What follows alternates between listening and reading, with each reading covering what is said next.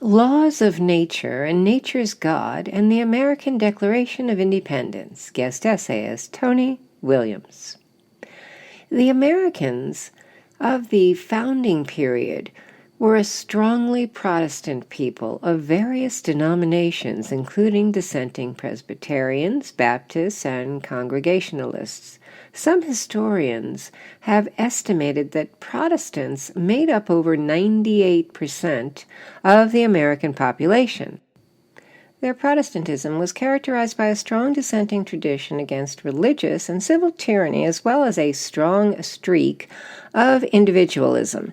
Their Protestantism, especially the Puritan tradition, was also exemplified by appeals to the natural law in its covenant theology that was consistent with a Lockean social compact theory.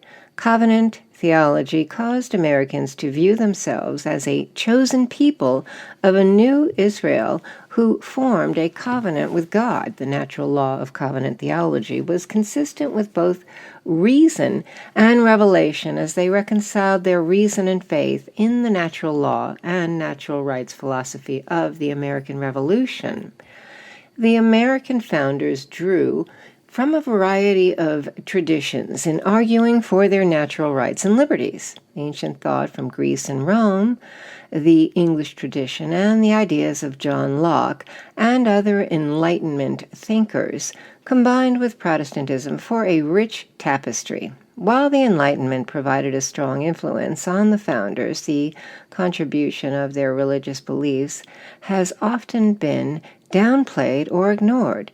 The average American colonial farmer or artisan may not have read John Locke's two treatises of government or ancient philosophy, but they heard dissenting religious ideals and Lockean principles from the pulpit at religious services. Toward the end of his life, Thomas Jefferson had cause to reflect on the meaning of the Declaration of Independence. He wrote to Henry Lee in 1825 about the purpose of the Declaration. This was the object of the Declaration of Independence, not to find out new principles or new arguments never before thought of, not merely to say things which had never been said before, but to place before mankind the common sense of the subject in terms so plain and firm as to command their assent. It was intended to be an expression of the American mind and to give to that expression the proper tone and spirit called for by the occasion. All its authority rests, then, on the harmonizing sentiments of the day. The harmonizing sentiments of the 1760s and 1770s supported a natural law opposition to British tyranny in the American colonies.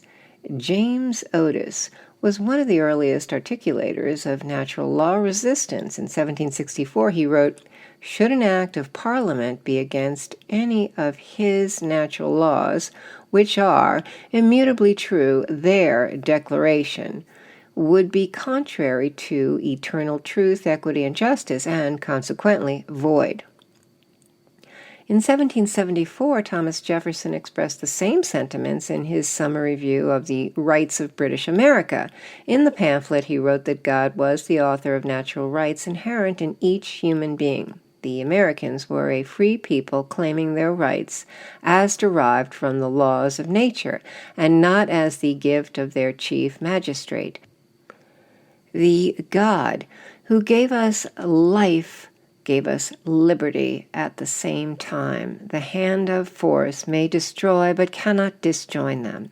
A year later, young Alexander Hamilton wrote a pamphlet, Farmer Refuted, in which he eloquently described the divine source of universal rights. These sacred rights of mankind are not to be rummaged for among old parchments or musty records. They are written as with a sunbeam in the whole volume of human nature, by the hand of the divinity itself, and can never be erased or obscured by mortal power. These expressions of the American mind were common formulations of natural rights that influenced the Declaration of Independence. The 4 mentions of God in the document demonstrate their understanding of the divine, but it also showed that God was the author of good government according to natural law. First, the Declaration appeals to the separate and equal station to which the laws of nature and of nature's God entitle them. A decent respect to the opinions of mankind requires that they should declare the causes which impel them to the separation. This first mention of God is that of Protestant and Enlightenment natural law. They saw God as the author of truth in the moral order of the universe. This moral order defined their thinking about republican self-government. Second, the Declaration asserts that we hold these truths to be self-evident, that all men are created equal, that they are endowed by their Creator with certain unalienable rights, that among these are life, liberty, and the pursuit of happiness. God is the Creator and author of natural rights in this formulation. Since rights are from a higher authority, no earthly power can violate an individual's inherent rights. Interestingly, God here acts as a supreme legislator who makes the natural law and grants natural rights. Third, the Declaration appealed to the supreme judge of the world for the rectitude of our intentions, due in the name and by authority of the good people of these colonies solemnly publish and declare that these united colonies are, and of right ought to be free and independent states. God is a judge who authored the idea of justice and who judges human actions. God here represents the judicial branch of government. Fourth, the Declaration stated that with a firm reliance on the protection of divine providence, we mutually pledge to each other our lives, our fortunes, and our sacred honor. Americans believed that God was a providential God who intervened in human affairs and protected his chosen people. This conception of God represents the executive branch of government. The Declaration of Independence was a reflection that the American natural rights republic was rooted in the natural law. Reason and divine revelation supported the natural law that shaped a good, built upon the understanding of human nature and the rights given to humans by God. Tony Williams is a senior fellow at the Bill of Rights Institute and is the author of 6 books, including Washington and Hamilton, The Alliance That Forged America with Stephen Knott. Williams is currently writing a book on the Declaration of Independence.